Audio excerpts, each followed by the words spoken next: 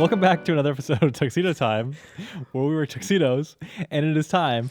Podcast edition. What episode number is this? Well, it would have been, I don't know, 15. 15 and a half. Guys, you would not believe what just happened. We just recorded for 45 minutes, and Chris did not hit record. What the fuck? What the fuck? One job. You had one job.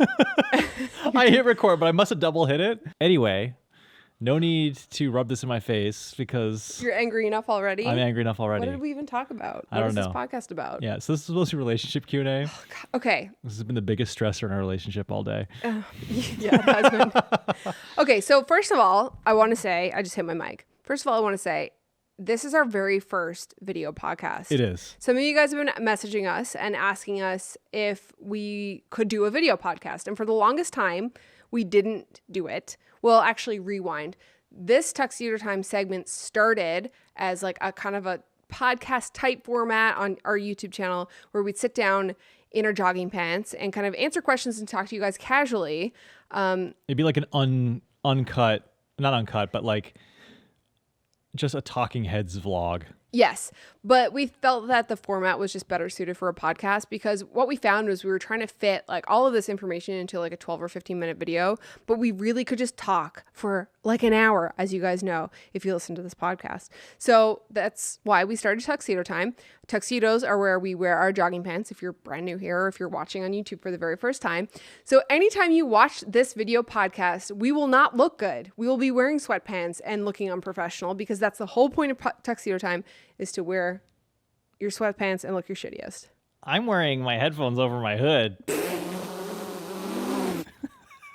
So now that you know what's happening here, that we're really flustered because we just recorded all of this and we're trying to remember what we said. Are we recording? Yes, we're recording. Oh, for Christ. Okay, so yeah, so we're starting the video podcast. So we're 15 episodes in. We have proven to ourselves now that we like the podcast, right? We like doing the podcast. We've done the podcast. More so that we could keep up with it. We could keep up with the podcast. So now we're adding 15 episodes later video to the podcast. So if you guys want to I feel like watch it's a game of Jenga. Jenga. It's like, oh, well, we can tolerate this. We might as well Let's stack add something one more else on top. Let's make it a little bit harder for ourselves Yeah. to keep up with it. Not only do we make it harder, but we have 3 cameras rolling right now. Why? Because I want the option if you're talking on Pick My Nose to be able to cut Maybe we you. should have 3 audio angles because clearly I messed one up already. We should have definitely had like an extra mic. Look, honey, happy 3-year anniversary, okay? Happy 3-year anniversary. Change the subject. Before we change the subject, for those of you guys who are watching on YouTube, this is the setup that we've been using for 15 episodes. Does it look yeah. like what normal people use for podcasts? Negative. No. Because it's not. We're using video mics. This is a Video Mic Pro Plus, and that is a Rode Video Micro. Yeah. Both of them are on friction arms attached to light stands, which are sandbagged behind the couch. Yeah, this is very, very grassroots, we'll call it. Yeah. I've actually ordered a brand new podcast setup, but everything's back ordered. So Because of COVID, probably. because of COVID, yeah. Yeah. If you guys are listening to this through your apps and you want to check us out on YouTube, we're the Tuxedo Time Podcast. It's linked in the show notes. You guys know where to find it, beckyandchris.com/podcast. Every single thing we talk about in the podcast or reference is all linked there. Photos, video links, likes, Things, looks. all the things. All the things are in the podcast. But if you're watching us on YouTube, welcome. Make sure you subscribe. And if this is your first time, well, I hope you're wearing jogging pants. Me too. Okay, so it's our 3-year anniversary. Happy anniversary. So it's our 3-year wedding anniversary. Right, yes. We've been together, like 17 and a half years? 17 and a half years. Mm-hmm. I love how we're like trying to recap this podcast that we just spent 45 minutes recording and we're like talking super quick. I know. It's Everybody's going to have to like play it on 0.25 times. There you go. Yeah. Well, we are fast talkers as it is at our baseline. Correct. Okay. So it is our wedding anniversary. So we thought that would be very appropriate to answer people's questions they had about our relationship. We sent that call out like months ago now. Yeah. A couple of episodes ago, we asked you guys to send us audio messages through the Anchor app. to ask us questions about our relationship. And we got a couple of awesome questions that we're going to answer in today's episode. But before we get into it, I just want to talk about the fact that we sold our house in St. John's. Yes, we sold our house. We did. We bought it in 2011. We did. It's our first home. Spent 5 years renovating it, just in time for us to move to Vancouver and leave it all behind. Yeah. And then, of course, if anybody is following our story, we've talked about it many times, but we were planning on going back to St. John's, but it ended up me not getting my contract fulfilled there and me not having a job there. So we ended up going to Buffalo, but we kept the house. Yeah. So the house has been with us now. I mean, it's been empty for, we 3 haven't been years. living in it for 3 or 4 years. It's been rented, but we just sold it. 2016, 2017, 2018, 20, yeah. So it's 4 years it's been rented. Do you know what's crazy? It was on the market for 2 days. Yeah, it sold in less than 48 Sold hours. in less than 48 hours. But it was a bit of a crapshoot. Well, the funny thing is, like, with our house, like, if you guys haven't seen it, it's linked in the show notes, beckyandchris.com/podcast/episode15. We renovated the whole house on the inside, except for we left for Vancouver and never got to do the outside. Right. So the exterior of the house looked like this like old grandma's 80s home. Yep. And then when you go in, it's like a brand new modern house. So we weren't really sure how the market would take it because it was a modern house, which are few and far between in Newfoundland, in St. John's. But then also the outside didn't match the inside. Right. It's a crapshoot because you have no idea. It's one of those things where it's either going to sell super fast or it's going to sit on the market forever. Right. So, and we didn't know, but I think Paul, our real estate agent, he guided us on pricing. I think it was priced right because it sold in less than 48 hours. Did he say that the first day he broke his record for number of viewing requests? Yeah. Which is insane. What do you have, like 12 viewing? 10 or 12 viewings, I think. Yeah. Which is crazy. Especially during COVID. Right. Which is great. That's what I was like worried about was because of the pandemic and because the way the market is at home that it wasn't going to sell. Right. But it did. And it was a very stressful month. My poor mother, well, my saint of a mother. She's the real MVP. She's the real MVP, man. She spent the last month gutting our house, selling all of our belongings, cleaning everything, dealing with people, hiring companies, moving companies, people to fix the things that need to be fixed, dealing with tenants, dealing with the agents. Like, she's just been the fucking queen. She liquidated 13 years worth of our possessions that we acquired. So in like a month. Yeah. Every single day, she's like, got this sold, got that sold, got this sold. How much can I put this up for? And by the end of it, she was like, I'm ready to sell all the stuff in my house now. She's See, pro perfect. at Facebook Marketplace now. God, man, if we lived home, I would totally have her hired to like help me with business. Yeah. Selling merch. Yep. It's funny because you think about all the crap that you accrue. And it's not just the 5 years we lived together in that house. Yeah. It was like all the business stuff that we had leading up to that since our relationship in 2003. Yeah. Yeah. Oh, yeah. There was so much stuff down there. Yeah. Plus, like, leftover stuff from the studio. But she did it all, man. Belongings that I took from when I moved out of my mom's house, took into our house. Yeah, it's crazy. It's crazy, man. Anyway, so that's sold. Yep. A weight lifted off the shoulders. Correct.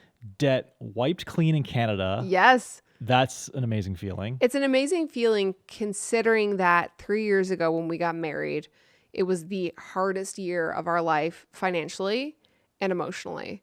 After losing your job, after being very poor for months. Being between jobs and having an unexpected cutoff of cash flow.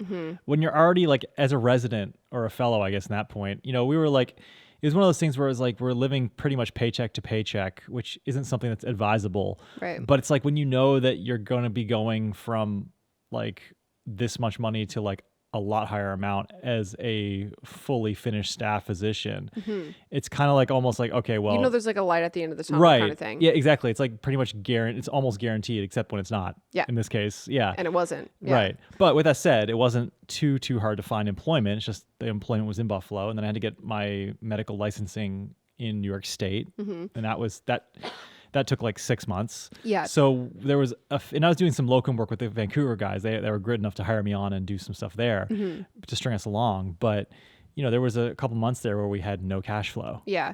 We were like maxed out on everything, $0 I had to in the bank. I had to open another line of credit. It was so stressful. Which we used for that like 1 month Yeah, because we had to pay for all of our moving expenses up front. Yep. We had to pay for the movers to move all of our furniture from Vancouver down here. We had to ship our car. Plus, we had flights from Vancouver to St. John's, which were super expensive. Yep. But along the way, we had to stop in Toronto because we had to come down to Buffalo to look for an apartment. Mm-hmm. We stopped in Edmonton because you had a work placement there, which was great because that was a bit of money. But by the time we left, we had $0 and we were just... Yeah. And let's not kid ourselves though about, this being an actual hardship. I mean, Oh God. Yeah. when you look 6 months of being poor. it's like the bank would give us more money. Yeah. It was just stressful to not know when income was coming and to not be able to take jobs because you weren't living in a place long enough to take a job, and seeing your bank account go into the negatives, knowing that you had like a $10,000 move coming and like you had to like buy all this new stuff for your place to like live, it's just... Yeah. But I mean, like it's a lot of scary. people are going through that right now with COVID. Oh, yeah. So I don't think we can really complain that much. No, definitely. But anyway. not. Anyway, I just wanted to like say that like our wedding was wrapped in this like really strange, weird year. It was a stressful year for us. And There's a lot of very low lows and a couple of high highs. yeah, Yeah. 2017 was weird, It's a man. weird year. Yeah. Do you know, pair that with like what's that type of music? Super bass? No. Super bass. Is that it? All the stuff that the YouTubers were using around that time. Yeah. It's not called super bass, is it? I think so. I thought it was called Electra something. Okay. All of like pair that year with all of those videos being that weird music era. Yeah. Now when I listen to it, it stresses me out. Oh my God, It's that's so funny. annoying. Like some of the songs. God. And so it's strange. But anyway, here we are 3 years later. We are financially doing better. We sold our house, wiped our Canadian debt clean, and we had tomahawk steak for supper. It was fantastic. I don't know. I think it's okay to celebrate, high points. Yeah. Yeah. Yeah. So 3 years. Happy anniversary. Happy anniversary. Still great. Likewise. Anybody watch that on It's the actual weak. video? By the way, if you're watching this and you're seeing like dust on the couch, don't ever buy a velvet couch. Hot tip. Okay. In theory, it was nice. Yeah. Shall we jump into some questions? Sure. So we asked you guys over the last couple months, did we already say this in this episode or did we say in the one that we recorded that we didn't hit record on? I don't know. I'm paranoid. I keep checking Yeah, the keep thing. checking. You should be. Yeah, we're good. We're good. Are we recording here? We're recording here? Yes, miss. All right, Mias. So we asked you guys in the last couple episodes to send us an audio message. Now, the barrier to entry to that, there's a bit of effort because you have to go on the website and record it. So some of you guys did send messages, and we thank you guys and appreciate the time that you took to send us those audio messages because they are more time consuming than They're just special. to type. Yeah. So it's really great way for us to kind of interact with you guys and hear your voices during this weird ass time where we can't really be in person with anybody. Mm-hmm. But let's listen to some questions. Okay. All right. So the first couple questions we should have great answers to We because should. we've already done this once through. Yes. We didn't listen to the last few though. No, we didn't. All right. Okay. Hey Becky and Chris, my name is Saeed. I'm a huge fan of both your work. My question is, being together for a very long time, what was the most trickiest thing that you had to deal with from growing up to right now? I think like the hardest, trickiest thing so far, I think was that year, was 2017. Yeah. Between like losing the job. Well, first of all, living in Vancouver and not having family and being kind of isolated away from people. But then, going through that whole thing of like not seeing you and then like losing the job and then trying to find a new job and then moving to a new city and trying to find a house and an apartment and not being able to get a mortgage because nothing counted down in America. And then like moving, it was just like a really stressful year financially, like we mentioned earlier. And I think emotionally as well, because we were devastated that we weren't going home, but like also like dealing with our family's devastation of us not coming home. Devastation by proxy. Yeah. I think that was really challenging. Yeah, I think there's a couple things that would stress anybody's relationship. And I feel like there's a couple things in our relationship that's put it to the test. Mm-hmm. Our home renovation. Definitely. It's just a long, dragged out process living in a construction zone for 6 months at least. And when you're trying to at that time when you don't know what you're doing and you're trying to figure it out and everything takes so much longer, it becomes stressful. And when you're, yeah, walking over dust and dirt and trying to get into your bedroom for 6 months. It's Yep. yeah. And as you alluded to, the job loss. But even before that whole year in Vancouver, you not seeing me for almost a week at a time, because I would oftentimes I'd go to work before you got up, and sometimes I'd be at work so late that I would come home and you'd be already gone to bed. God, I was alone so often. It's so funny to look back on the videos, because I look back on the year with rose-colored glasses, but then sometimes I really think about the way I felt and how I had to like manage my mental health. Like I was running, like I fucking hate running, but I was running because that was the only way I could kind of really manage my stress for some cathartic. reason. Yeah, it was. But yeah, I mean, I remember being alone most of the time and oftentimes thinking, why am I here? Like I should go home. There's no point in me sitting in this apartment by myself working when I can, man. you know, it sucked. But then the moments where You we had were no together, friends. well, I didn't have any, and I should have made friends, but I didn't want to because, I knew we were only going to be there for a year, and I knew it was just going to make it that much harder to leave. But, Spoken like a true hermit. yeah, but man, it was tough being alone, like isolating yourself like that. It was a hard year. Yeah. Are there any other times in our relationship that was tough? I don't know how we answered that question the first time, but I don't think it was that way. I don't think so either. Yeah. There you go. Okay. All right. Thanks All for the question, Saeed. All right. Let's listen to the next one. Take number 6. We are Kevin and Miranda Marcus from Raleigh, North Carolina. And our question is, we just want to know, how do you guys balance your personal goals and your goals as a couple? And what is your advice for other couples looking to find the same balance? awesome. Thanks, guys. Thanks, Kevin and Miranda. I recognize you guys from the Twitter. How do we balance personal goals and goals as a couple? It's interesting because I feel like we're so similar at this point that the line between personal goals and couple goals is kind of blurred. Yep. I think that most of our goals are couple goals, like things that we're like, oh, this is something that we really want to do together. And then it turns into a business goal, because usually when it's a big idea, we have to document it. And then in some way it turns into like, how can we monetize this, or how can we bring on brands or partner with people to help us bring this to the next level? But when your thing is YouTube, yeah, and it's created in YouTube, and it's not just YouTube, but it's YouTube where it's showing and documenting your life, then any big milestones and big goals become automatically part of that. right. We have sort of personal goals and professional goals. I guess from my standpoint, my professional goal was always being a physician. Right. And that was even before you were in the picture. Mm-hmm. And when you came in the picture, that was just something that was almost like part of the bedrock of our relationship. Like you knew that was like my ultimate goal. Right. And at the time, you know, when we were just boyfriend and girlfriend early on in our relationship, you knew that that was very important to me and more important to me than anything. Mm-hmm. And at some point it switched. We became life partners, I think I said before. Yeah. Now family is most important. Right. It's top importance. Right, exactly. Mm-hmm. Yeah. But the fact that you stuck around all that time, you know, respecting my, I guess you could call it a career choice. Yeah. And Well, your personal goals. yeah, whether it be yeah. studying and now with it work, Mm-hmm. we've always treated that with a lot of respect, knowing that was, you know, a large part, a key to the life that we want to live. Right. So we kind of respect that, Mm-hmm. but at the same time, you know, I mean, you have your own goals, like you have a lot of interior design interest. Mm-hmm. So you want to, you know, do things in that respect. And I mean, I respect that.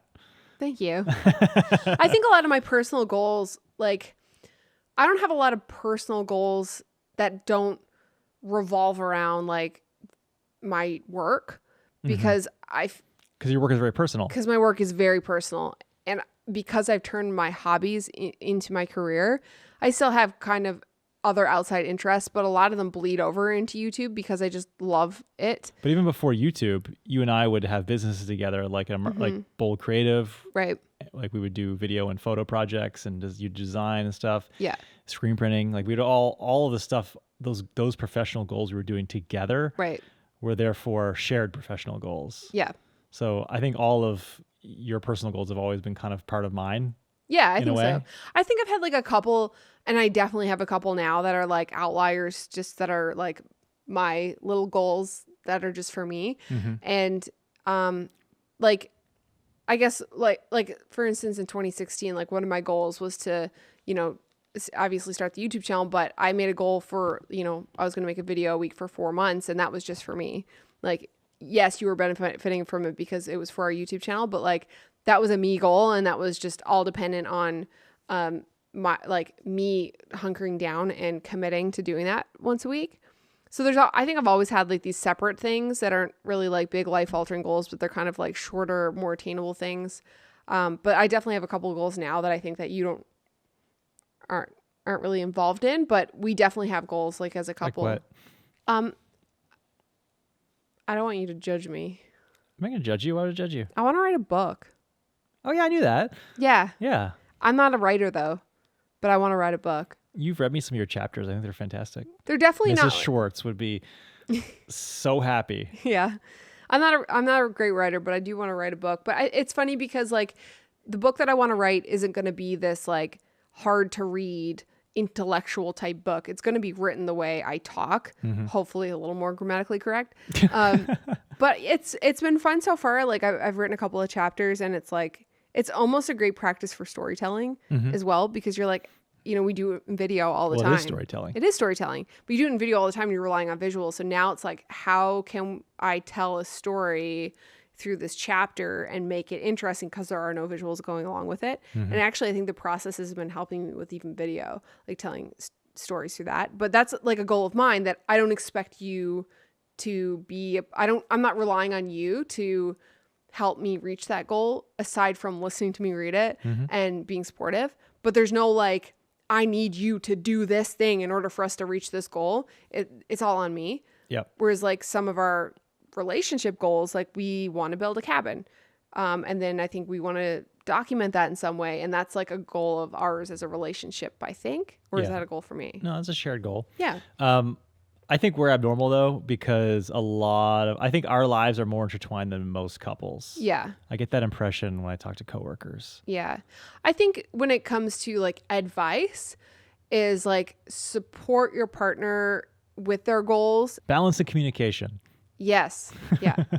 Yeah, definitely. I think like talking through what you want out of life or what you want out of your job or what you want out of the relationship, and then being open to constructive criticisms or feedback, but not putting up a block or a wall, and just being open to like listening to the other person and being supportive. Because I mean, I could come to you tomorrow and be like, I have a goal that like in the next 2 years, I want to, I don't know, grow my toenails 10 feet long. And you might be like, that's disgusting. But then also it's like, well, why do you want to do that? And then, maybe you could look past my toenails. No, that was a bad example. Reason for divorce. Long toenails. 10-foot long toenails. Ew, Yeah. I think that it all comes down to understanding what expectations each person has in a relationship. And if you come in expecting, of your free time, 60% of it is going to be spent with the partner and 40% spent alone, and the other person thinks, oh, I'm expecting 80% of my time spent with this person and 20% alone, then you're going to have a bit of friction. Yes. We've been together for so damn long now, though, that we've kind of, those ratios have already been sort of baked in. So we kind of know what to expect. Right. But when we first started going out, I think there was like a little bit of that, because like you did have your goal of becoming a doctor, and I didn't really, like, I was pretty young. Like, we were both young, and like we've grown up, obviously. I don't think that I'm the same person at all as I was back then, or even when I was like 25. But like growing into understanding, I guess, like, or learning how to understand what you wanted and then respect that as well, because there definitely was a level of that, like when we were kids, when you were in school and you had to study, and I didn't really understand because I wanted to hang out, because I wasn't doing what you're doing. But I also wanted to make BMX videos. Well, you wanted to make, but like you wanted to make BMX videos, or you wanted to play video games in your free time, where I expected you to call me in your free time to hang out. So you had different goals because you were wanting to make these BMX videos. And so that was challenging for me to understand. And then ultimately we ended up breaking up because of differences in whatever. But then later, yes, I came crawling back. I know you're looking at me like that. But it was stupid and selfish and silly. And I think over the years, I've definitely learned to like respect your time, I think. Oh, thank you. a little bit Appreciate it. better. You Yeah. do a great job of respecting my time. Thanks. Really? Yeah, sometimes I come home and we're supposed to film a video and I've had a hard day and you say, why don't we just do this another time because you look physically and emotionally drained. And I say, that Thank is you. 100% true. Yeah. Well, it's interesting dealing with the different stresses, I think, of the jobs as well. This is totally off topic from the question, but we're here, so we're going to talk about it. Dealing with the different stresses, like I might be really stressed during the day because of technology issues, and then you might be stressed because you're dealing with young people who have cancer, and it's like two completely different. It makes me feel so stupid when I complain about the stuff that I complain about, but like some days it's just you're exhausted and it's fine, you know? Everyone's stress is scaled. Yeah. And what your stress is normalized to your own range. So what feels like a crisis to you because of a deadline that's looming and you've promised a client that you're going to have this product done for them, Right. you know, that's stressful. If I've got, you know, if I'm doing a procedure on a patient and I lose a coil in somebody and I'm trying to fish it out, That's stressful. that is also stressful. That's very stressful. They're very different types of stress, or they're very different scenarios, but they both equal stress. You know, wedding planners are supposed to have the most stressful jobs in the world, apparently. Yeah. You know, but I could see that. I could see that being more stressful than my job. Yeah. I mean, if you got someone just yelling at you, Oh my God, no. actually, that's kind of how fellowship went. It was just basically attendees yelling at you for being shit the whole time. Yeah. Okay, anyway. Yeah. But it's, you know, but you're also respectful of me too, because there's sometimes where you're like, I'm motivated. I want to shoot this video tonight. And I'm like, listen, I am out of spoons. Like I have no energy left for the, you know, I can't I do have it. all the spoons. So it's, you know, it's cool. But like for us, it's all about communication. It's always like, I'm not just going to be like in a mood and then sit down to film a video. And then why am I in a mood? And then you're pissed off because I'm in a mood. It's just easier for me to say, listen, I'm not really feeling it tonight. And I'm always going to say, okay, let's watch Netflix. Exactly. All right. So I'm not sure if we answered the question. Yeah. Communication and balance. There we go. Communication and balance. Great. Thank you guys. All right. Let's answer one more. Hey, Becky and Chris. My name is Aaron Tremblay. I'm from Tucson, Arizona. I actually was also born in Buffalo, New York. Kind of a little side note there. My question for you guys is, you seem to have a lot of interests in common, whether that be DIY stuff around the house, photo and video, amongst many other things. Were these always things that you guys were interested in individually, or were they things that kind of came together as your relationship grew and you kind of fed off one another? That's just something I've kind of been wondering if those were always there, if they were a product of your relationship. I love all the stuff you guys put out. Love your YouTube channel. Always looking forward to the podcast and everything else that comes out. Super appreciate you guys for putting out such awesome content all the time. Love it. Love it. Thank you so much. No, thank you, Aaron. Aw, thanks, Aaron. That's really nice. Oops. Yes, thank you. Oh, that was really nice. I recognize Aaron's name from various platforms. Yeah. I feel like that's a familiar name. When Chris and I started going, well, first of all, yeah, we do have a lot of similar interests. 17 years, you grow into the same person, a lot of same interests. But when Chris and I started going out, I was super young. I was like 15. And I was at that weird age of like not really having any hobbies. Like I swam, like I was into swimming. Your hobbies was hanging out with your boyfriend? No, well, I didn't have any friends really. Like Aw. I gotta take my slippers off. My feet are on fire. I was into swimming because I was training to be a lifeguard, and that's like what I was going to be doing. And that was kind of like all I was really into. But I was also very interested in architecture and interior design because I used to draw house plans all the time in my gridded notebook, and I used You to used to read make houses with one room connected by a hallway, another room connected by a hallway, another room connected by a hallway. I used to redesign my Nice, bedroom. nice design, no design. Shut up. I was a kid, you idiot. Asshole. But I used to rambunctious here. redesign my bedroom from like using the Sears catalog. Did you break those? No, I don't think so. Okay. I used to redesign my bedroom using the Sears catalog. So I was into that, and I was into art. I was into like drawing and stuff. But I wasn't like great at it. So I hadn't really like found my like thing. But when Chris and I started going out, Chris was really into film, BMX. He was making BMX films, and he was really into graffiti. And we were in the same art class. And so when we started going out, I was like, oh, like this is really cool. And I was into like skateboarding and snowboarding and stuff at the time. And I thought that the filming was really cool, but I wasn't really interested in video. But How ironic is that, though? I know it is, but you had you and your extra filmer, and like the guys rode BMX, but there was like no real photographer. So I was like, oh, like there's a missing thing here. So maybe I could like get into photography, and then not have to hurt myself on my skateboard anymore, and I could like be around the sport without having to participate in the sport and without being accused of being a ramp tramp. Ramp tramp. For those of you guys who don't know what a ramp tramp is, it's like the girls who hang out at the skate park who like don't skate, don't do anything. They just sit on the ramps and they're in the way. Right. Yeah. Yeah. So I picked up photography. My dad was into photography and my uncle was into photography, and I borrowed my dad's film camera and I just started shooting photos, and some of the concepts are similar obviously between video and photo, and Chris was helpful in me kind of learning that, and that was it. And yeah, I think our hobbies have always been intertwined more than most couples. Yeah. There's so many people I know who just like them and their wives, they have nothing in common. That's which bizarre is bizarre to me. Yeah, but me too. I mean, like, think about how people meet nowadays. Yeah. I mean, aside from like online, you go to, well, people don't go to bars anymore, but you'd meet somebody at a bar, they'd hook up, and then they would just be like, oh, let's be in a relationship. But they might not have any hobbies in common. Yeah. It's crazy to me. It is crazy. Well, you were into video for the longest while. Like, you're the reason why I got into photography. That's funny because now you are the video guru in our relationship. I don't know about that, but yeah, we've always had sort of similar hobbies, and they've always sort of intertwined, and each of us would have maybe like a different offshoot. Yes. But our sort of core pillars have always been like us working towards a common goal as a couple. Yeah. And that since our hobbies have always there's been a very blurred line between our hobbies and work. And by work, I mean, like, when we had Bold Creative, we were doing photo, video, design. Yeah. And but you also had like your side stuff, like paintball. You're really into paintball for a while. yeah, and you had no interest in paintball. No, but I was into dance. Although Yeah. you were into dance for a little while. We had a b-boy era. Yeah.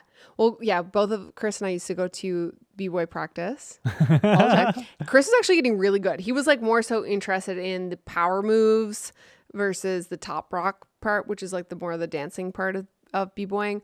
But he Basically, I just want to do cool gymnastics. He just wanted to do cool gymnastics. Yeah. So he was like, you had windmills, you were getting flares, you almost had 90s, you were doing swipes. Like, you were getting like great, you're like leveling up your power moves. And I wasn't doing any power moves. I was really interested in top rock, but you ended up breaking your wrist.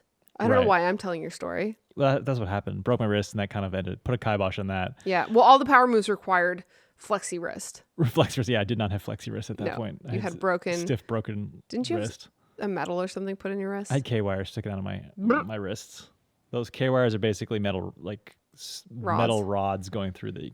Anyway, they just pulled them out. That was the weirdest feeling, pulling out the K rods. Okay. Yep. K wires. I got a feeling in my butthole that time. Yeah, that's definitely a feeling up true. Yeah. Yeah, like right up true me. Yeah. Yeah. But yeah, and you don't care about my hobbies nowadays. Paintball. I care about them. Listen, don't say I didn't care. So you don't care about my hobbies now. Helicopters. Bitch. You don't care. You said, listen. Quote. If you told me that you never want to fly helicopters again, I would rejoice in that. I didn't say that. I never said rejoice in my life. You fell to your knees and screamed to the heavens. Why? No, I didn't. Exactly what happened. I said if you decided tomorrow that you didn't want to fly helicopters anymore, I'd be totally fine with it. Right. But sentiment's the same. You bitch. You bitch. Listen, don't you ever say I'm not. Listen, Chris, I bring myself to almost vomiting through my is you. Shut up. Through my phobia of vomiting, I do it for you because I want to be there. Honey, I told you. You can go home. And I am not holding you to this. This is your choice. You're here on your own. Shush. Shush. Listen, shush for a second.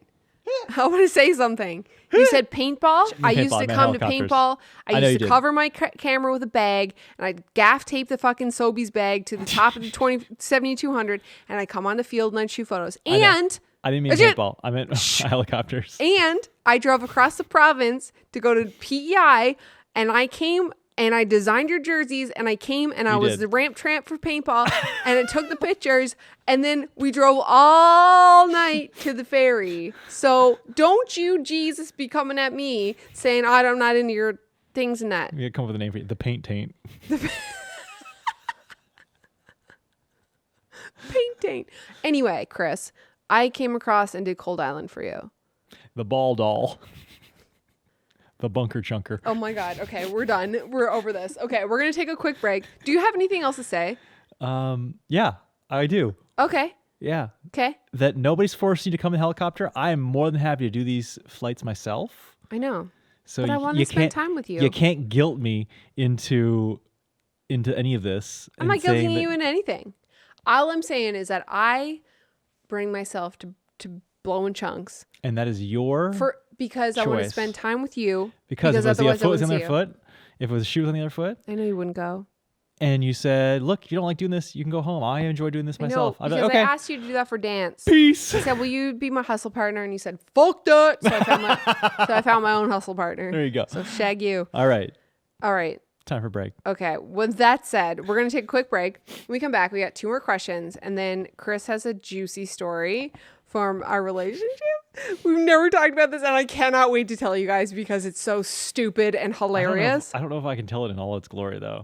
Because it's, I'm gonna have to like omit a few parts. I think. you might have to omit a couple of parts. Okay, all right. Oh my God. Okay, we'll be right back. All right, so we're back. I don't know if we've ever told like the very brief story of how we met. We met in high school. Yep. High school art class. End of story. There you go. Just kidding. If you like videos. Yeah, we met in high school art class. So continue. Sorry, I interrupted you. Well, it was in art class because I was in the 12th grade. You were in grade 10. Yeah, you're an old fart. Yes. Mm-hmm. I wanted to do advanced placement art initially, but then I realized, why am I going to do this when I'm doing multiple advanced placement science courses? Science is more important. Correct. And because without science, there cannot be art. Dun, dun, dun. So anyway, I didn't want to mess my GPA up, so I decided to do, instead of doing... Chris, let's be honest. You wouldn't have messed your I GPA would've. up. You were a fantastic artist. You still are. But at the Right. time, you were But I you were would've at like put- your height of like. I would have put more of my effort into my science courses and less effort into my art course. Yeah. And Are you saying you like science more than art? yes. And Mr. Warren, God rest his soul, not that he's dead He's or not anything. dead. But bless his soul, he would have given me piss poor grades. Yeah, he would have. If I didn't bust my ass in that class. I knew that, so I didn't want to do it. Yeah. So instead I did grade 10 art. Wait, are we And- recording? Yes, we're recording, you fucker. He would have, and he still gave me kind of shitty grades Yeah. considering like I was doing Grade 10 art. You were grading still 10 art. slacking off. Right. But he still graded me as if like I was doing at least grade 12 art. Anyway, Do you I remember digress. one time we had to do the graffiti project and he thought that you did it? Yes. I was so mad. He thought I did your project. Yeah. Yeah. It was that good. That No, I'm was just so kidding. funny. Yeah. It wasn't that good, but he thought I did it. Didn't he give you a poor grade or something? He like give- failed me. Yeah, he's like, Chris did this. I was so happy with my graffiti because it was like the first one that I did that I was just like, wow, like this actually looks like graffiti. And then he failed me and I was like shocked. I was like, this is the best piece of street art I've ever done in my life. Street art in a sketchbook. Yeah. And he said that you did it. But that's a compliment then. But It he reversed was. it after you He went. did Yeah. but I had to get you to come. But this was before you and I were together. I think he knew that you and I were talking, but we weren't together. And I was Right. like, listen, I'm going to go get Brett because Brett actually hates me. And he will tell you that I did this because he watched me do it. And Brett was like, yeah, she did it. Oh my God, too funny. Yeah. So interesting, but isn't that interesting though that he would like, because I'm pretty sure he knew that I was into like graffiti and really liked that style. Yeah. So he ended up making A project. a project Yeah. that like listened to his students and like took feedback and like changed the curriculum. I assume he did, unless he was just planning on doing graffiti. No, I thought Anyway. he did because he was like really stoked with what you were doing with like your BMX videos. So he like basically anyway, project. that's anyway. cool. Like when there can be like Yeah. a two-way street or flow of information. Yeah. Anyway, so we met in the dark room. We did. Because we had not really talked a whole lot that year. It was about halfway through I the had year. a huge crush on you and you hated me. I did not hate you. You took a ruler and touched me with the ruler. And then you would wipe my germs on people. And you were like, oh, germs. I was a teenager. I know. That was my game. I was like, are you serious? That was my game, and it worked. It did work. So Anyway, we got put in the art in the we were dark room doing what were we doing? together. Radiograms. Right. So for the people who don't know what radiograms are, they're like cutout stencils. Put the pieces of cutout paper on or cardboard on top of the photo paper. And you Expose it with the enlarger. enlarger, and then make like Yeah, picture. picture. Yours was like a big pumpkin head. I don't remember what mine was. It was a big pumpkin head. It was something from one of them brands, some BMX brands. Anyway, so you ruined an entire stack of photo paper, which I thought was hilarious. Major flirting was happening. No inappropriate behavior, though. And then we left the dark room, and he put his ICQ number on my sketchbook. 4872-4587. And you were like, oh, shit, it's 3:30. I'm late for volunteering at the hospital. And I was like, who is this? Very attractive, grade 12, who's volunteering at the hospital, who's like into art. I was like, oh, God. And then we started going out. It's true. So The that's rest how is we history. met. That's how we met. It's true. High school art class. So And then fitting. 17 and a half years later. Married 3 years. Mm-hmm. All right. So that's how we met. That's how we met, if anyone was curious. Yeah. Cute. All right. Shall we hit up another question? All right, let's do another question. Hang on, I gotta clear my throat. Okay. Shut up. Dude, can I tell you a story real quick before we get into this? People are like, just cut to the question. I had the worst reflux of my life last night. Okay? I finished an entire bottle of Tums. Not in one sitting. I mean, like, I took my last Tums last night. You get up, you frequently wake up in the middle of the night with some sort of ailment. Yes. And every single time, I'm like, in my head. Your eyes are rolling. No. What is it now? In my head, I think I'm being helpful. Okay. And I'm like, oh, I have to console her. But meanwhile, it's more like this. You're like, you okay, babe? Okay, you okay? Oh my God. Are you okay? Ow, Are you okay? You're fucking shit up. Are you okay? I'm just like stroking you like that. Are you okay? Are you okay? Yeah, okay, it's not helpful. You fucked up everything. And anybody who's not watching this video, I'm just basically have my eyes half closed and just I'm Stroking your face. Is but my more mic like, still working? I more feel like like you slapping. hit it. Yeah, your mic's still working. Yeah, you're like, you okay, babe? Listen, I appreciate that the fact that you asked if I was okay. And I never remember it until you mentioned it the next morning. You start petting me, and I'm like, this is great. I came to the realization this morning that over the years, I've trained myself to pretend that Tums taste good, that the chalky texture is enjoyable, because I have to take them so much. Interesting. I used to chew them like this.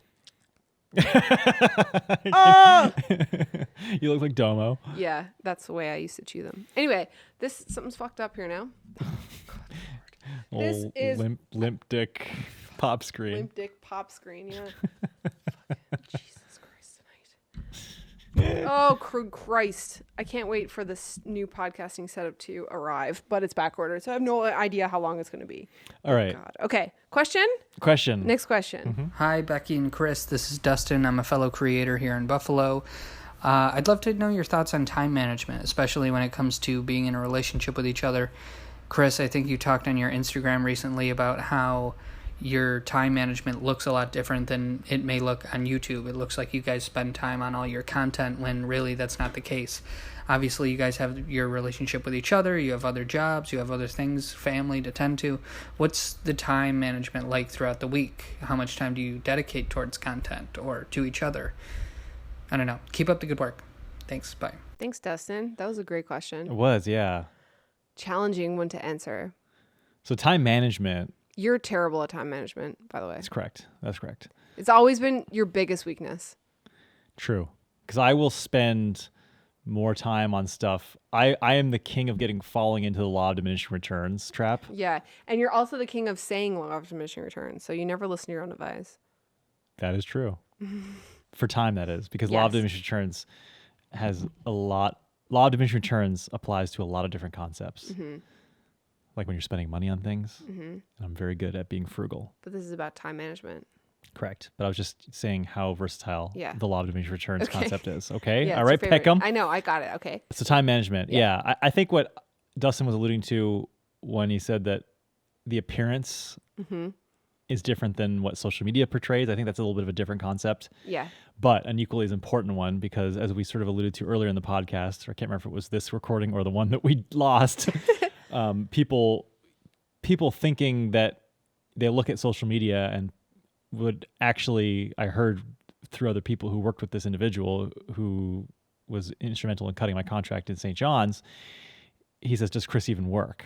Yeah. You know, like they see us out and doing adventures that you keep posting. You know, we will go on an adventure on the weekend and then you'll post a photo from the adventure every day on Instagram. Yeah, so bank the content. it seemed like every day we were off doing stuff, but in reality it was banked content. And the reality is I don't see my wife from Monday to Friday because I go to work before she gets up and I come home after she goes to sleep. Yeah. That was in Vancouver. That was in Vancouver. Yeah. So that was, so there's a bit of an illusion there, but as far as time management is concerned, I mean, sort of what we were talking about before about we have different hobbies and it's all about balancing and trying to dedicate enough time to your relationship and also dedicating enough time to your own activities and own hobbies to kind of keep life a variety. Yeah, definitely. I think for time, like in terms of time, I think it's helpful that YouTube is my job now.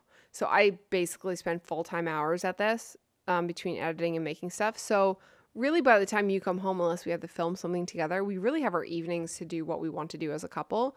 And sometimes that is filming a video or recording this podcast, but those are enjoyable things. And if one of us isn't feeling it, we don't do it ever. Right. Neither of us are ever forced into it unless we have a specific brand deadline that we have to hit. Like, and even then we make sure we have ample time to make sure that we're in the right headspace to do it. But yeah, so I mean, I usually by 5:30, 6 o'clock, unless there's something that we're working on, I step away from work and we have relationship time. I think that in a perfect world, I'd like to have a bit of a better balance between the two. I'd like to spend more effort in having relationship times that have nothing to do with business, because I think a lot of times when we're having our time together, business definitely creeps in there. But it's also because like YouTube is your hobby as well. So it's kind of hard, like, and also when you're at work all day and something happens with the business and I want to talk to you about like a brand deal or an interaction I've had or like an opportunity, like it has to happen after hours. Right. Kind of thing. Yeah, you can't basically. Right. So yeah. And also it's interesting that you mentioned that with our two, how we both view YouTube differently. Like to me, it's an outlet, to you, it's a job. Like when we did Cold Island, so for anyone who hasn't seen it, we flew a helicopter back to Newfoundland, logged like 40 flight hours, made a travel series about it that was 6 parts. But I took 2 consecutive weeks off work. And the trip itself took like 9 or 10 days. So I had an extra, half week of extra vacation where we just chilled at home. We literally just flew the helicopter back to our house and just landed in the yard and just stayed there for like a week. Yeah. Because I was just in the house and we were like editing the whole time. Yeah. So I basically edited the whole time. But to you, it was vacation, so you didn't want to edit the whole time. Right. But for me, I was like, I got to get all the editing I can done because I'm not going to be able to do any when I'm back to work. Right. But the other funny thing about that is that like I knew that that's what we were going to do, because that trip wasn't like, it was partial vacation, but it was also like a lot of work because I was filming everything and thinking about the series. And then when we came home, we knew like that was the plan, that we were going to get a good head start on it. But going back to time management, it was really interesting because I got up in the morning and worked a normal day around 8:30, 9 o'clock, 10 o'clock, sit down, edit all day. By 5, 6, I'm done. Whereas Chris would sleep in, he'd dilly-dally a bit, he'd come in the afternoon, and then he would edit. He'd sit his ass in the chair and edit nonstop until late at night with no breaks. He wouldn't get up. Whereas like I'd get up for a lunch, I'd get up for a snack. So with you, when you sit down to work, you get your shit done. You sit down and you work till it's done. But you procrastinate and also you don't know when to stop. True. Yeah. So I think it's funny. Sometimes I like to think about like what it would look like if you and I worked at home together. And I think our days would look very different, because I think I would still maintain like the daytime work and I think you'd work late into the night, because I feel like you work best then. And I feel like you have a hard time saying, I'm going to stop now and I'm going to go watch a show, or I'm going to stop and I'm going to go for a walk, or I'm going to stop and Yeah, have that's how supper. it's always been. When I was making Yeah. BMX videos in my, young adulthood, late teen years, I would be editing till like 3, 4, 5, 6 in the morning. Yeah. And just crash. Yeah. And you wouldn't eat. That's always been your MO. Like, that's how you work. So, yeah. So I think it'd be interesting. But yeah, time management's, it's. A lot of it's personal preference. Yeah. For us too, like, a lot of times when we go on our adventures and film our vlogs, it's on the weekend. But a lot of times, like, if the vlogs are about home renovations, it doesn't really feel like work because we just set up the camera and shoot the project we're working on. But we've been trying to keep our weekends a little bit sacred, like trying to keep work out of the weekends if possible. Or we'll work like a full weekend and bulk film a bunch of stuff so we can have like a weekend where we but you consider filming as much of a job as you consider sitting in your office editing. No, sitting in my office editing is work. Filming something is not so much, unless it's like a big conceptual thing and it's in the studio. But if it's like a project or a vlog, it's like not. Yeah. Yeah. But great question. And a lot of time, the only time we have to film is between the two of us is on the weekends. On the weekends, yeah. In our own time. Well, that's why a lot of times you see videos of just me, because like if I'm caught up on my editing, sometimes I'll just make a video myself during the week to get a video up so that I don't have to work on the weekend. And sometimes there's just videos of Chris because we film that during the week because maybe I don't feel like being on camera, and then I can get that Few done. and far between. Yeah. But some of the nerdier topics, it's just easier for you to do them because you can deliver them in a more scientific way than I can. So it's better for you to do them. You call me Nerd Peckham? Yes. All right. Big time. You just said science trumps art. That's the truth. All right, next question. Okay. Hey, Becky and Chris. So since I don't think your parents are going to go on Anchor and ask you this question, I'll just ask for them. So when are you having kids? That's like the taboo question. Yeah. You have to be so careful when you ask that question because it can be triggering for some people. It can be, yeah. Yeah. Some people, because you never know what's going on in people's lives. Yeah.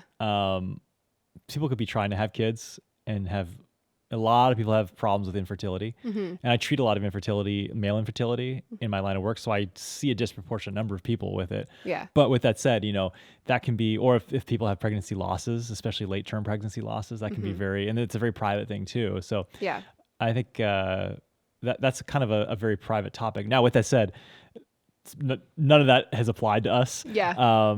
We always said kids, we were like, the plan was finish fellowship in 2016 or 2017, go back to Newfoundland, pay down debt for a couple of years, and then have kids like in Newfoundland where we've got both sets of parents there to help, etc. Yeah. Whereas now, like, we have no idea. Yeah. I know. It's like we're not really planning for kids. I know Chris wants kids, and if it happens, it happens. But I don't think we're going to be like, okay, next week we're going to try to have, get pregnant or whatever. But there will be a certain point where it's going to be time to do that because, like, quite honestly, like, I like my life. Tick tock, tick tock, tick tock. Yeah, the time's a ticking. I feel like now only in the last couple of years I've found like my groove and what I want to be doing. Whereas I feel like even though you just finished school, I feel like you've known what you wanted to do forever. So I'm kind of like having fun with my career almost, and the freedom that we have. But at the same time, like, yeah, you're right. Like, time's ticking and I don't want to be like 80 and have like a 16-year-old. I don't think that math works. Yeah. No, it does not work. It would be a medical miracle. Yeah. So kids, what do you think? I don't know. Do you want to have kids still? Yeah. Oh yeah, definitely. Mm-hmm. I just don't know when. That's the issue because both of us are getting old.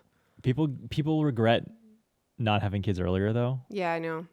Because they're going to be old and they're not going to be able to enjoy those years later on. Yeah. And as someone whose father passed away when I was in my early 20s, he died when he was in his 60s. Yeah. So he was actually older when he had me, when he and mom had me. And, that ultimately he got diagnosed with a terminal illness and he, passed away in his early 60s. Yeah.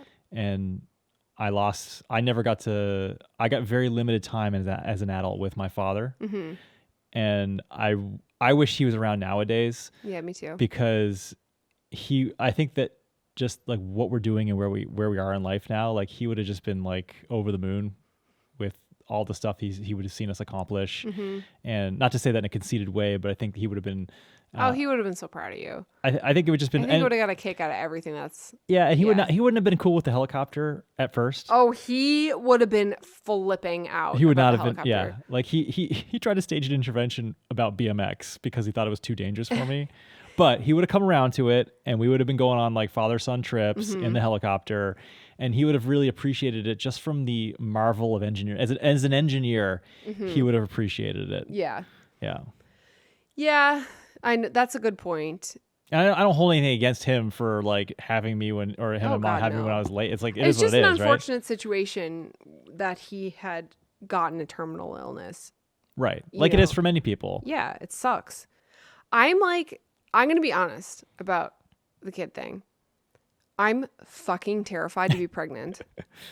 I am terrified. It's going to be the most dangerous thing you do in your life. I know.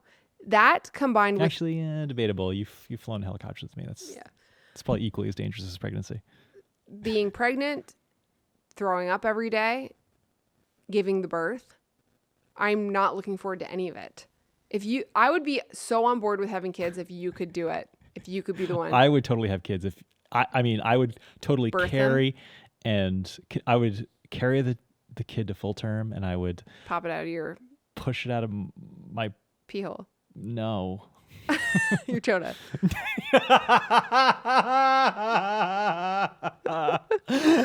Anyway, that's what's scary to me. That plus not having family here is a really big deal. Yeah. And especially with COVID happening, like if I got pregnant tomorrow and 9 months from now popped out a kid, we still wouldn't be out of COVID. Like Probably not. But when is a good time, you know? Yeah, Like, there's no good time. There is no good time. So it's like at this point, I feel like if it happens, it happens. We're not like, we're not trying, but we're not, and we're being careful, but like not. Like, is that too much information? I don't know. Anyway, if it happens, it happens. But don't ask me if I'm pregnant, because I'll tell you guys if I'm pregnant. Because if you're asking me, it's probably just because I'm fat. Quarantine has been interesting. 2020 has been rough. I found Sam the cooking guy and made a lot of big fatty meals. You've been great making great meals. Thanks, but they're Yeah. not so great for my hips. Sorry, they've been tasty. That was our last question. Thank you guys so much for taking the time out of your day to go on the app and literally send us a voice message. It means a lot to us, and it's great to be able to hear your voices and to connect in this way. We do have one more story. Okay, we're going to tell this story. We may have to cut some of it out, but I'm going to say a disclaimer. If you're listening to this podcast and you have kids in the car, maybe you might want to just either turn it off or like listen to it later. Or they're going to have questions. Or you're going to have yeah, they're going to. YouTube people, if you have kids in the room, you might want to turn it off. Or you might, I don't know. Listen, I'm just straight up disclaimer. It's an inappropriate story, but it's one that you must hear because it's hilarious. You Okay, want to start it? so this is a story about the time that Chris took us to a rub and tug by accident. Okay, so one of the things that Chris and I like to treat ourselves to, it's a little bougie, but we like to go get massages. Like, that's something that we like to do. We like Couples to go to massages. Couples massages. We like to go to the spa. We like to go into the same room and get a couples massage. It's like an hour long, and it's great. So Except now that the COVID's happened. well, we there's kinda no did. massage. So I've been like literally like considering buying that like $5,000 massage chair and like hiding it away in the basement because it's so fucking ugly. I can't have it anywhere else in the house. There's a massage chair in a Airbnb we stayed in Vancouver the last trip we went on Didn't you break it? pre-COVID. I fixed it though. Okay. Yeah, but that thing I lived in it the whole weekend. Okay. All right. So anyway, back to the rub and tug story. So Anyway, so we wanted to get a couples massage yes. last minute. I don't So remember I what was- we were doing. So it was when I was studying for exams. It was my final year residency, and we were working ourselves to the bone, Mm-hmm. and we just needed to decompress. So I was like, you know what? We should book a massage, a couples massage. Let's do it. And I was like, we'll It was like last minute. It was last minute. I'll book it for after work, and we'll come on and get this massage. And anyway, you wouldn't think, but there's not a lot of places that will accommodate a last minute, same day couples massage, Yeah, no shit. except for one place called Relaxation Spa. Oh my God. There is one massage place that we go to in St. John's, which is like the one reputable place. And it was booked up. Yes. But like booked up for like Weeks. a week or two straight. Yeah. So Chris finds this place called Relaxation Look, Spa. I just went down in the yellow or the white pages, the yellow pages for massage places, and I got as far as the R's until I found somebody that would be able to accommodate Tell a same us day. about the website. So first of all, I called and I said, "Can you accommodate a same day massage?" They're like, "Okay, yeah, what time?" And I was like, "Oh, how about like this time?" And they were like, Yep. I was like, "Okay, couples massage." Like, "Yep." I'm like, "Okay, great." And then I called them back. I was like, "Wait a second, we should do it an hour earlier." So I was like, "Oh, sorry, I just called and made this appointment, but can we move it to any chance that you have an opening like an hour earlier?" They're like, "Yep." I'm like, really? Like, do you have a wide open schedule? I was like, anyway, I didn't question. I was like, okay, maybe it's like a new business. This would have been a red flag for me. I'd have been like, actually, I'm going to cancel. I'll wait till next week anyway. and go to the other place. So anyway, I went on their website. And So I was wait, hang on. You called them first before you went on their website and looked at the reviews? Yellow pages, man. No. So anyway, That's illegal. So anyway, I go on the website and it's called Relaxation Spa, and I'm pretty sure the tagline on the website, and correct me if I'm wrong, but I don't know if the website's still up. We should look and see if the website's still up. Continue your story. Anyway, I'll look. I'm pretty sure that the catch line was, come to Relaxation Spa, where our beautiful, young, clean Asian girls will leave you wanting more and more, or wanting to come back for more and more. And I was like, wow, that doesn't sound like a rub and tug. I don't know what it is. But I was like, you know what? It's right next to a preschool. It's in like a strip mall in a suburb. It's definitely not a rub and tug. It's probably just like a language barrier. And I'm pretty sure that it's just like, it's me projecting my own biases on this business here. And it's probably just like a new immigrant business, and that's why they have like, they're trying to get off the ground, and that's why they've got, you know, like a wide open schedule and, you know, broken English on the website that sounds like a rub and tug. Yeah, so I just looked it up. Yeah. And I think they are still open, but I just saw a news article from 2016. hold on. April 8th. Hold on. Okay. Okay, we'll get to that. So anyway, they were able to accommodate. So I was like, you know what? We'll give them the benefit of the doubt. We're going to go. So we show up to this spa, and I'm a big person on like first vibes. Like if I get a bad vibe, I'm like, nope. Okay, so you know when like you're a kid in elementary school. Didn't they have like one-star review or something? I don't know what they had, but anyway, you know what, you go to like, you're in like kindergarten, and the teacher has like letters that they string together and they hang them. Well, that's what I was just gonna like, say. Happy holiday. The signage wasn't signage. It was glitter letters stuck to the wall with two-way tape, and they weren't even straight, and the kerning was terrible. All the letters were sparkly. Relaxation Spa. Relaxation Spa. And I was like, oh my God, what the fuck? But you know, at that point I was like, you know what? This is a new immigrant business trying to get off the ground. They're going to get good signage eventually, but you know, we should support this local business. So first of all, we asked for a couples massage, and they brought us down this hall and they said, you in this room, you in this room. Yeah. So normally when you get a couples massage, you're both in the same room. Two tables next to each other. Yeah.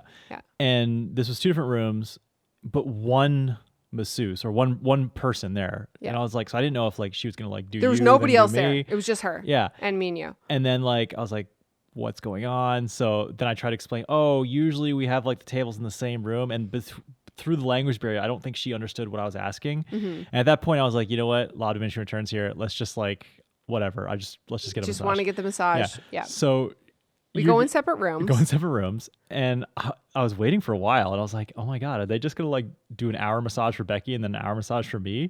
Like, this is such a waste of time. But anyway, so someone else came in and she told me to change, and I was like, okay. So she left the room. And I took my clothes off, and I usually leave my boxers on or my boxer briefs on, just because like I don't really, weird I just to be don't, like, there's no reason for me to really be naked. Yeah. So anyway, the towel they had gave me to cover myself was basically like a face cloth size towel. Like it was between it was between 10 inch by 10 inch square. It was between a dishcloth and a face cloth size. Okay. Was it a face cloth size or a hand towel size? Hand towel size. We'll Okay, say. it was a hand, because I was going to say face towel's really small. Yeah, I guess anything between a face towel and a dishcloth would be a hand towel. Yeah, okay. So it's a hand towel Yeah. size. Okay, hand towel So size. it's covering my boxer briefs. Okay. And she comes in, takes one peek. No, take those off. And I'm like, I'd rather just say no. But she wouldn't take no for an answer, so she left. So you had to so take she her walked out of the away. room. I'm like, what the hell, man? Is she gonna come in the room and check again and then like make me take? So I Pulls up the thing and your bird's hanging out. right. So anyway, Imagine. So I was butt naked, Okay. put the Towels hand towel over over my junk. Downstairs, yeah. Correct. She comes back in. I don't think she checked. Well, she probably saw your scabies on the chair. Maybe she did. Yeah. Yeah. I was like, okay, let's have this massage. It'll be fine. No big deal. Just you're downstairs is touching the table. Yeah, whatever. No big deal. So I'm like, this is a professional establishment. This is With the the norm. glitter Yeah, paper cutout technically, sign. like I'm giving them the benefit of the doubt. You're very. So she hits play on the radio, turns on the radio, and I guess the intention was to turn on some soft, soothing music, what you would expect at a spa, and simultaneously use the 60-minute time feature, like the sleep feature on the radio, Right. as a 60-minute timer. Yeah. But it was set to 99.1 Hits FM. So at the time, the song that came on was Talk Dirty to Me. Talk Dirty to Me. And I'm just like, oh my God. This is the antithesis of a relaxing spa, which is their namesake. Yeah. So anyway, she starts massaging me, and she starts off with like the shoulders, like, okay, you know what, this is actually a nice massage.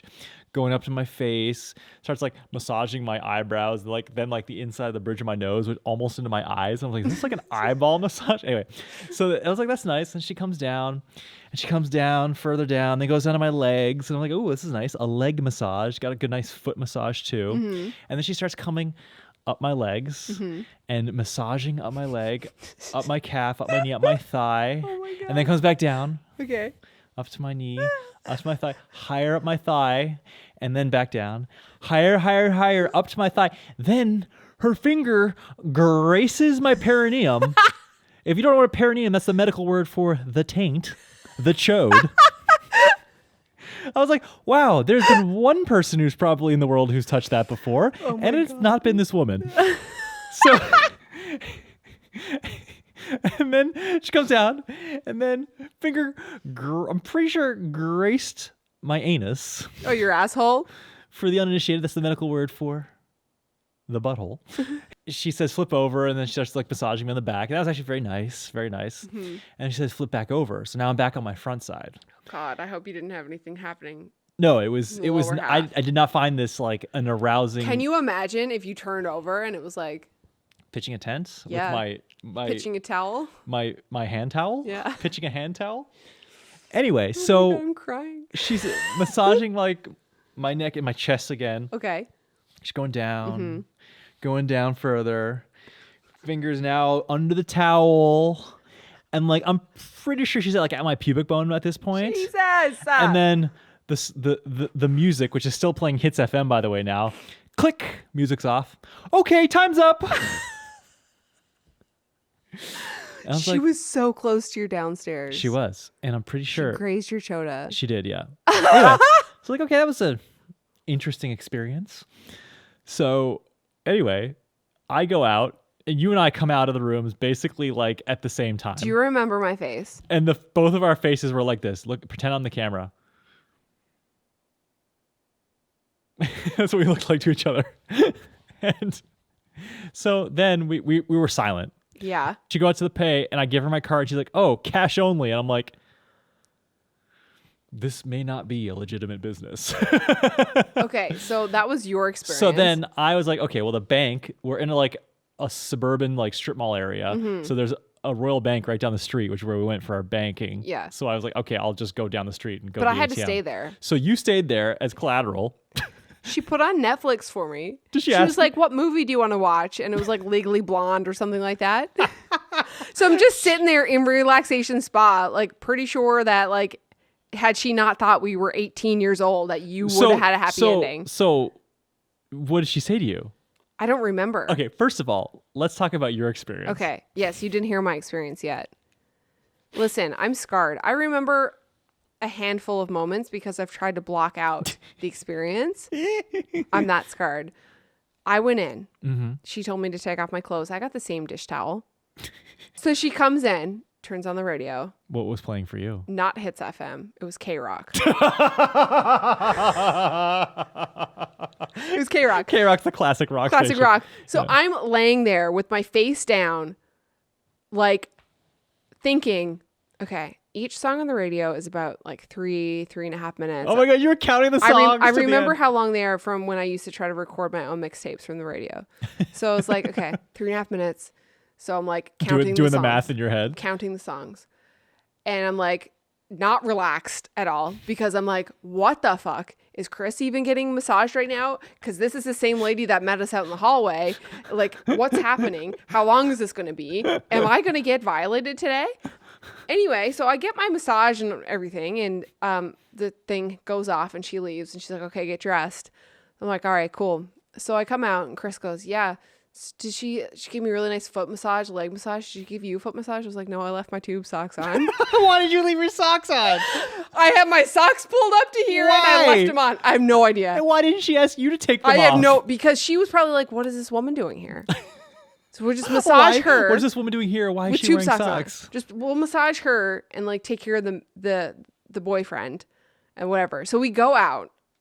So she I digress. she thought we were 18 because she asked me. I don't remember the She exact asked if conversation. we were students. She asked if we were students. That's right. And I said no. I said we're whatever. And she said, how old are you? And I said 22 or however old. No, I was 24 or 25 at the time. I think. Like 20. Oh, it was way later. It Than was that. like 2016. It was so like 2015. yeah. It was 2015. I told her how old we were, and she was like, "Oh, I thought you guys were 18." So I was like, "Oh my god, this like the ending of this story would have been so different had she Thought known." that I was not a minor. Yeah.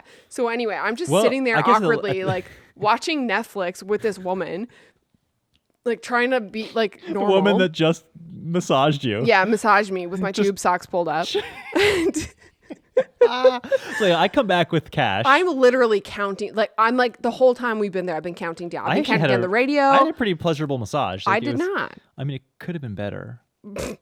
Listen, I was waiting for you to come back. It felt like you were gone for like an hour. Finally, you I came was back. gone for like 5 minutes. Yeah. Okay, so you So paid. I paid, and Yeah. then we left, and then we kind of joked about it, like, yeah, maybe it could have been rug and tug, but still, I was thinking in my head, like, you know what? It's next to preschool. I was convinced. It's next to preschool. I knew it's it. in like a suburban thing. I was like, nah, they wouldn't have those businesses Nope. around here. So anyway, so I tell a bunch of friends at work about this, and they thought it was hilarious. Yeah, because And- it is funny. Yeah, and they're all like, you definitely went to a rub and tug. I'm like, nah, I don't think it was. Anyway. Yes. One morning, we woke up to a text from my aunt with a Anyway, news article that said, regardless of wasn't what- this the spa that you went to? And it was the spa. It was and, the and spa. the news article Was had about it being a rub and tug. headline saying local businesses perturbed because Let me tell you what the headline was because when I Googled for it, adult massage parlor, and the gist of it, what's the headline? Stavanger Drive preschool closes after spa service scares off parents. After spa service scares off parents. Is that what it said?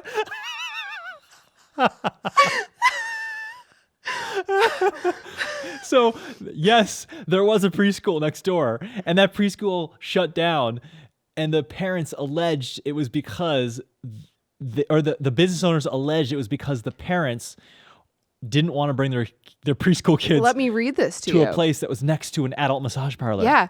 A preschool in the east end of St. John's has closed, with the owner and parents blaming the business next door, a business they say is operating an adult massage parlor. Wait, listen to this quote. Okay. We learned or heard that there was a business that had some questionable business practices, and we didn't feel that it was appropriate for our son anymore. So It's a shame because he really liked the teachers. it is a shame. It really is a shame. It is. I feel really bad. Yeah. And you know, this isn't meant to shame sex workers. No, And it's God, not no, meant not at to. all. It's not meant to laugh at the fact that another business was shut down because of a dispute in, I guess, zoning issues. I don't know. Wait, Chris, Yes. there's a screenshot from the website. Uh-huh. Is this the website that you saw? Let me see. Is this the website? Let me read you the caption that put says it- put it- relaxation. Put it in the show notes. Is this it? Yeah, I think so. It Okay. looked like it was made on like tripod.com. Our philosophy. Okay, what is our philosophy? Relaxation Spa strives to provide discreet, quality massage service in St. John's. Cleanliness, security, and privacy are a priority in order to allow each customer the ultimate relaxing and sensual experience. Our staff of clean, beautiful young girls want all of our customers to leave happy and wanting to come back soon. You read this and didn't think it was... You decided that this was a place... I thought it...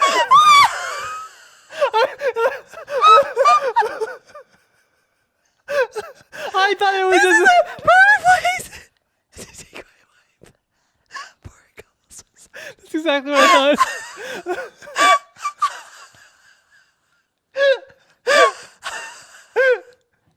That's exactly what I thought. Yes.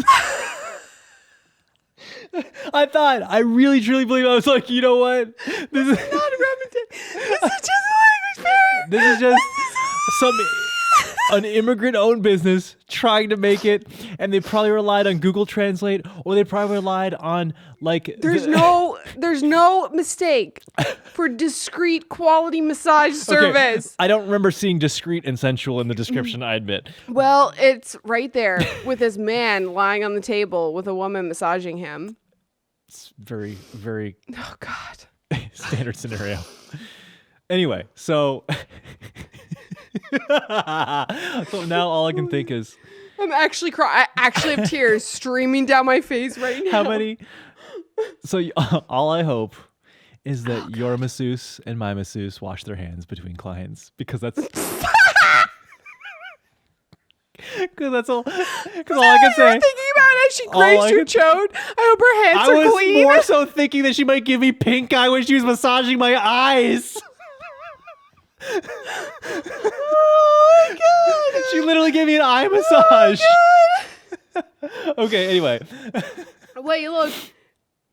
She said people who work in the building told CBC that they became suspicious of the spa when they only noticed male patrons were going in. You're probably the only female They they've ever found had. advertisements for the spa on 2 local websites that advertise adult services. They were probably like, okay, we'll just massage this girl with her socks on because like we have to because she's here. Like what does she expect? She looks like she's 12. She's probably got a sock fetish or something. Oh my God, Chris. Oh my